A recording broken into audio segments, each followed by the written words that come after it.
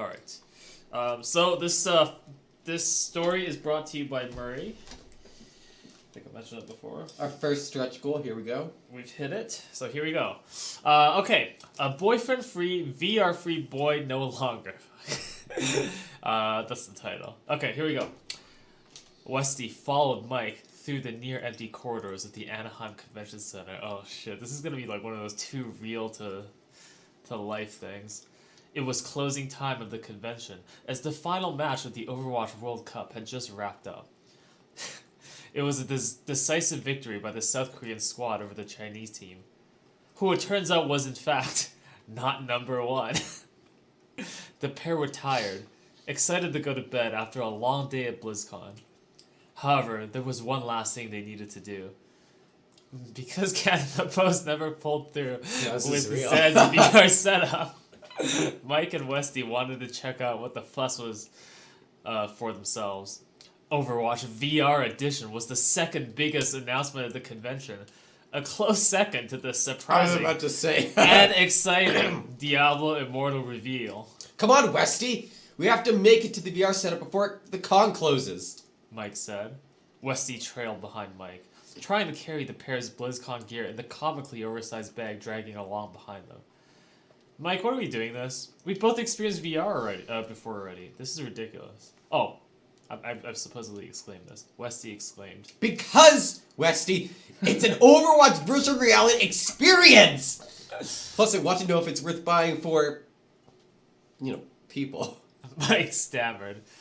Westy shook his head, helped Mike open the doors to the secluded VR room. To their shock, the room was completely empty. No staff or security was present. Just a modern and fancy virtual reality setup in the middle of the room. The VR floor was surrounded by a waist-high safety fence that keeps players safe during the game, with one bench on the inside for onlookers to sit. Mike slipped on the haptic feedback vest and gloves, placed the helmet onto his head, and picked up the VR remote gun while Westy fiddled with the settings. The game booted to life in Mike's vision, as the familiar Overwatch theme boomed through the sound system in the room.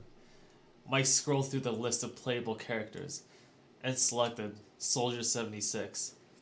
He related to Soldier 76 on a deep and personal level. That's true. Because the two are both old men, Yes. grizzled and hardened by time, locked It's actually accurate. in a constant battle with the dark forces that surround them every day. Dude, that's my life. Dude, this is sick. This is such like a well-written piece. Westy sat on the bench in amusement as Mike ran around aimlessly through the space. His powers as the controller god were useless in this realm, forced to move around clumsily with a very heavy VR rig strapped to him that buzzed and shook with every virtual hit he took. Waist-high wall, perfect for bending someone over. Okay. Finally, the demo ran out of time, and Mike pulled the helmet off. His body ached from the exertion, as sweat dripped from every pore. Gosh, Westy. This is more difficult than it looks. Mike wheezed, bending over slightly before collapsing to the floor and crawling towards the bench. Westy picked up his partner in crime by the scruff of the neck, choking Mike a little and getting him oddly aroused at the thought of Westy choking him harder. Jesus Christ. Nope. Westy helped Mike out of the VR getup and slipped it on. A little grossed out by just how much a sweaty gamer Mike is. He naturally scrolled to his main, Jesse McCree, and prepared for a round of the training course. He spun the gun in his hand and began fanning the hammer, not missing a single bullet. 6 perfect headshots. You can't get headshots with fan the hammer. Oh, oof. The definition of all aim and all brain. I wish that was true. Westy decided to stunt on Mike a little bit to show him what a controller god is to a non-believer. Mike watched, captivated as Westy hit amazing shot after shot in VR. The graceful display of pure, unadulterated masculinity made Mike start to sweat a little more. His hands were clammy. His chest heaved and he felt an erection growing in his pants. It was time to show Westy why they called Mike. Oh, God. The joystick king of Calgary. And they weren't talking about his skills with a gamepad. Oh boy. Mike slowly waltzed up behind Westy, quietly inching further, closer while dodging his friend's arm swinging mechanically to hit digital targets. He waited for Westy to stand still for a moment before reaching out and lightly grabbing his friend's cock through his pants. Oh no.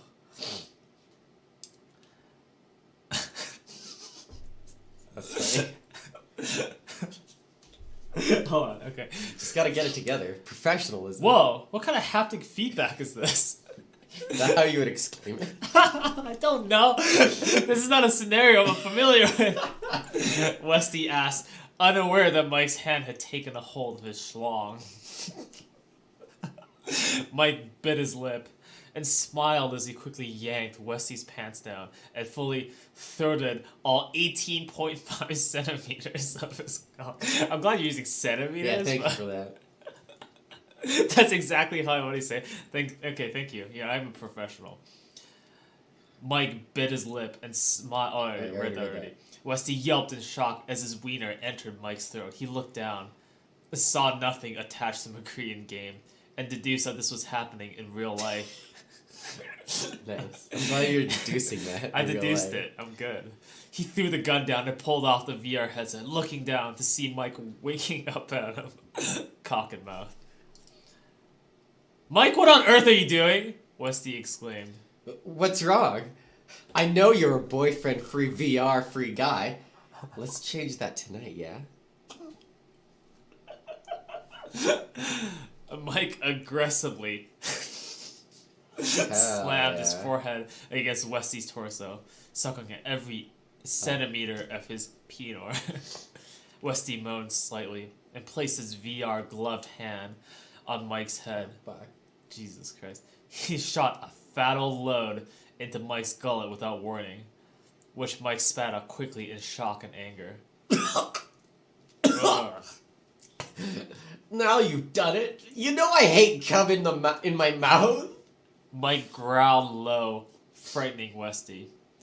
Mike grabbed Westy by the hips and stood, pushing him towards the So whoever said the safety fence thing, you're probably right on. Pushing him towards the safety fence and bending him over it. You know what season it is, Westy? Autumn? Westy replied with a mix of fear, arousal, and excitement creeping into his voice. Nope. Mike said with a grin. It's ass-eating season. Oh no. He pulled Westy's pants all the way around his ankles and tongue-punched his friend's cornhole violently. Jesus Christ. Lord have mercy on my soul. Westy moaned as Mike brown-nosed his rear frontier. Jesus. Hold on. Okay, here we go. I feel like this is just like a normal night for like Kyle. Mike reached around and stroked Westy's penis while deeply huffing his exhaust pipe. He could feel Westy edge closer and closer to ejaculation. Not yet, my boy. My demo's not over. That's a yell. Oh. Not yet, boy! My demo's not over! That's somehow there we go. worse. Slapping Westy's ass and letting go of his cock. Mike pulled Westy along to the bench where he sat down and pulled out his Hell yeah. Decimeter. Fuck yeah. cock, already raw and hard. Muffled donut? More like puckered donut. Holy fuck. I just ate a donut too. Give me a donut so I can demonstrate what I would do with your butthole. I don't want to. Okay. You can have a donut. I don't want one now. I don't want a donut. Mike laughed as he spat on Westy's anus. Oh no.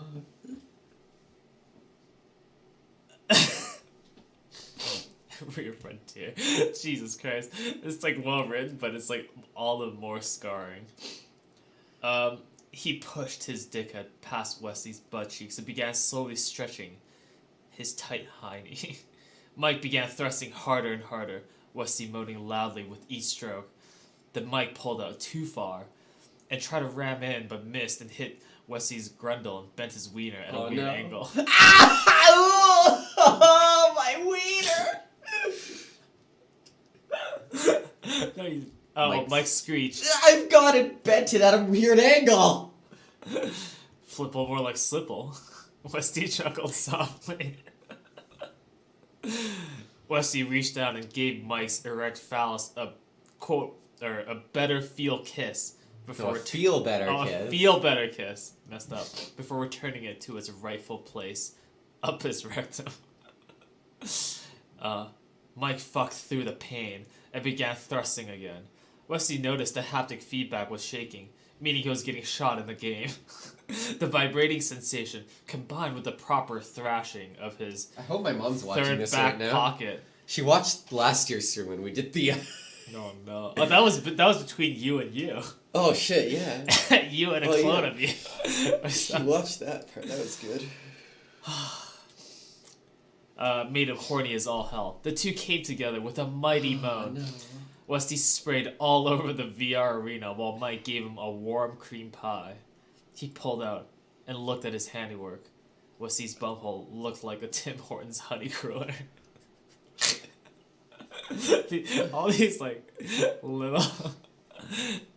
Damn, I get honey crullers when I go to Tim Hortons. Like, if I'm getting a donut, that's like now one of you're the gonna be- donut heads. now Now you're I'm never getting one. That's just wrinkled and heavily glazed. Mike wrapped his arms around Westy and gave him a long, passionate kiss.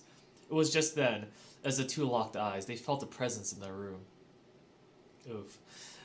Oof. Oh, They yes. looked and saw the intern in the doorway, No. eyes filled with tears.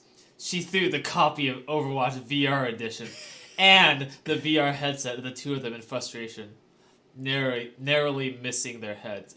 You can play her. You said you were special, Mike. Oh, fuck. You said I was special, Mike. You said that you were going to share these with me. She sobbed. Intern, wait, please. I can explain. Mike said, knowing full well he could not explain. She ran away, and Mike got up, looking longingly at Westy, and gave chase to the intern. Westy sighed, wiped off the VR gear, and put it all back. He gave the gun one last spin, then turned to the open door and said, "Well, it's high noon somewhere." And that's the end. Jeez. I can't believe I lost out on the intern for Westy. Oh, my God. That was disturbing. That was disturbing.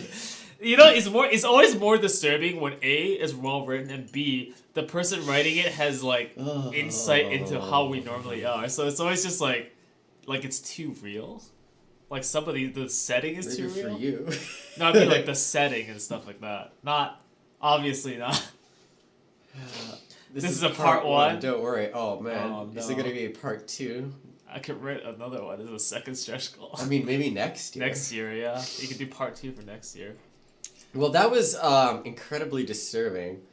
That was more disturbing than like Probably just the clone of me one. I feel like. Yeah, way more. Like that was like a 2. This is like an 8. Yeah. 2 and 8.